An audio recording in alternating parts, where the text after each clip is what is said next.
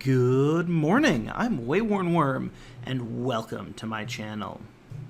And welcome to Hoard of the Dragon Queen episode 9, Into the Camp. The group quietly climbed a hill next to the small valley the fire was made in. They spotted 4 humans and 8 kobolds.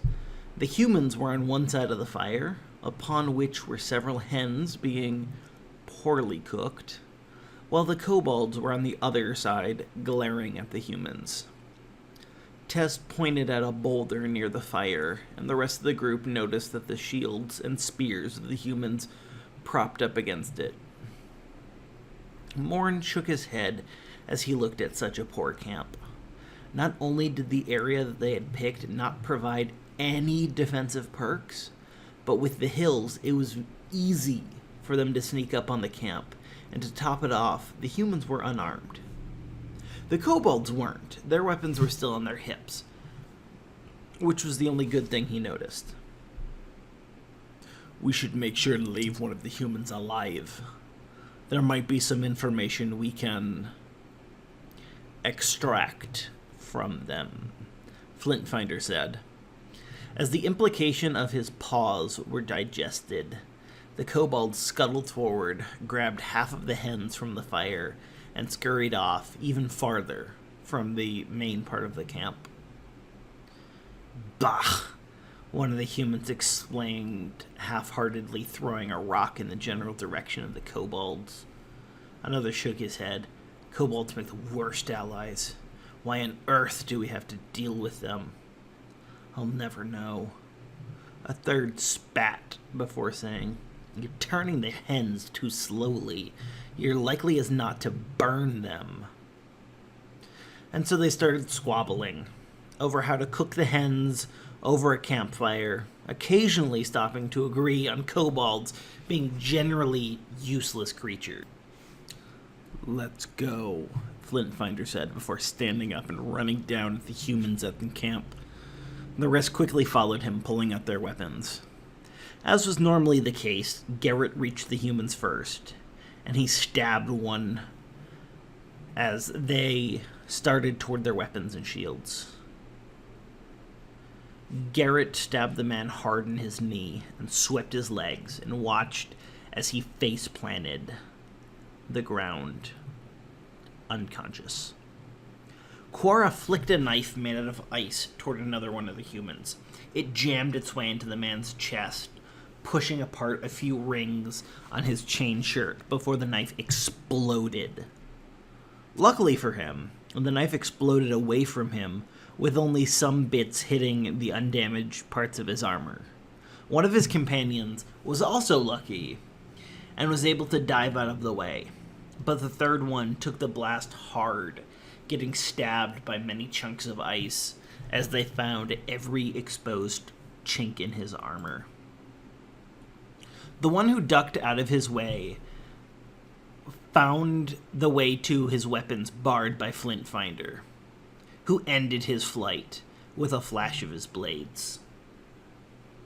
Morn shot a mote of fire at the injured human with the vast amount of ice chunks in him.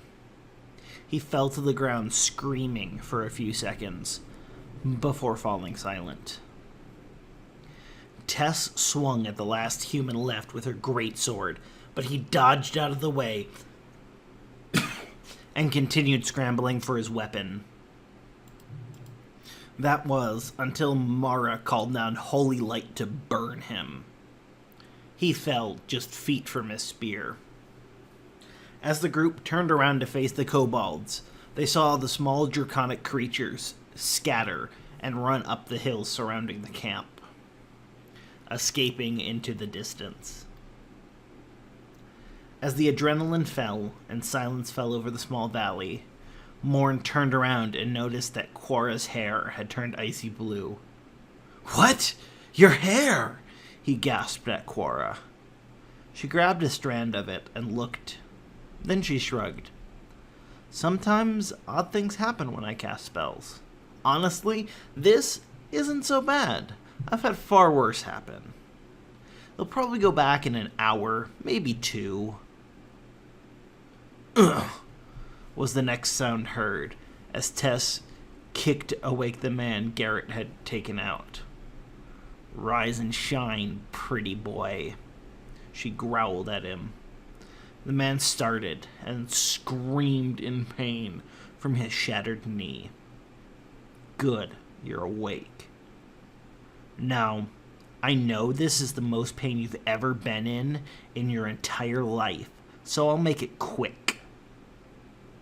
Tell us everything you know about the camp and agree to leave this cult and wander off, and I'll fix your knee. Or," she said, looking at the look of attempted defiance on his face, "don't, and we will leave you here as is, and you will most likely die very shortly. Even if you do manage to crawl over to the fire and cauterize the wound, the pain will get much, much worse, and you will lose consciousness again for at least a few hours. And who knows what beasts might come and find you."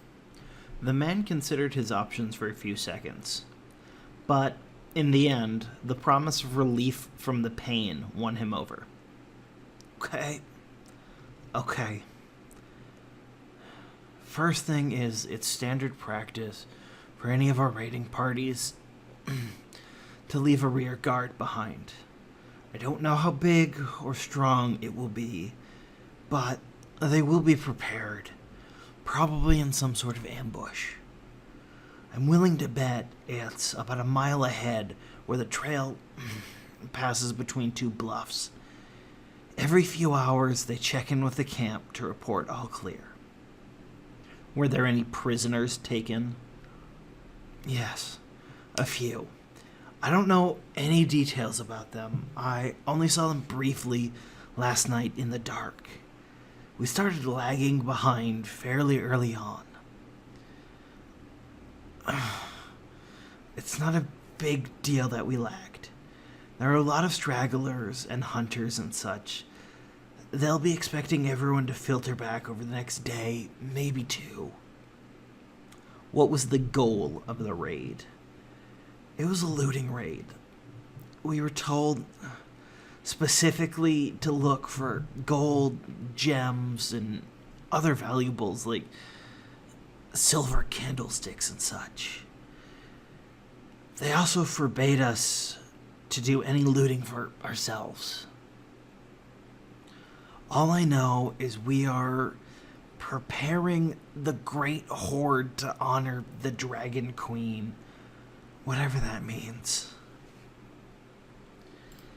The camp is situated in the hollow of a plateau that's shaped in a roughly horseshoe shape. Kobolds live in the first, lower level of the camp, while humans live on the second, higher level. If you go there and try and blend in, you'll have a chance, but I don't see why you would. There isn't much for you there, and they should be leaving soon. Tess nods and hits the man hard upside the head, knocking him back out.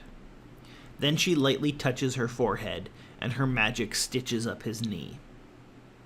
He'll be fine, but we need him to not go back on his word.